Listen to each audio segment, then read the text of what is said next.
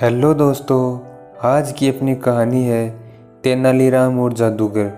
तो चलो शुरू करते हैं। एक दिन एक जादूगर कृष्णदेव राय के दरबार में आया। अपने जादू के और करामातों से उसने सभी दरबारियों का बहुत मनोरंजन किया। कृष्णदेव राय भी उसके जादू से मंत्रमुग्ध हो गए।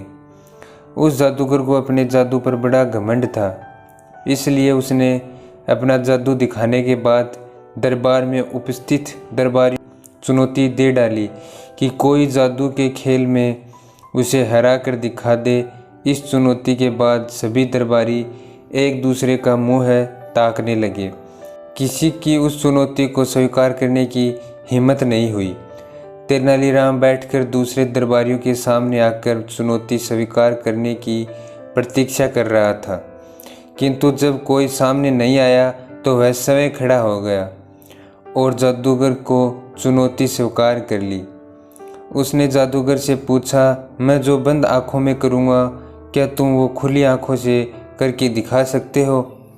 यह सुनकर जादूगर हंस पड़ा और बोला, ये कौन सी बड़ी बात है, मैं निश्चित रूप से खुली आँखों से वो कर सकता हूँ जो तुम बंद आँखों से कर सकते हो।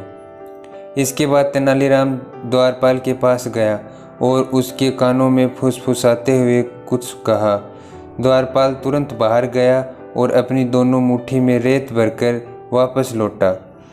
तेनालीराम ने द्वारपाल की एक मुट्ठी की रेत अपने हाथ में ले ली और अपनी आंखें बंद कर वह रेत अपनी आंखों के ऊपर डालने लगा। ऐसा करने के बाद वह जादूगर की ओर मुड़ा और बोला, अब तुम्हें ये आँख खोलकर करना है। जादूगर यह नहीं कर पाया और अपनी हार स्वीकार कर राजदरबार से चला गया।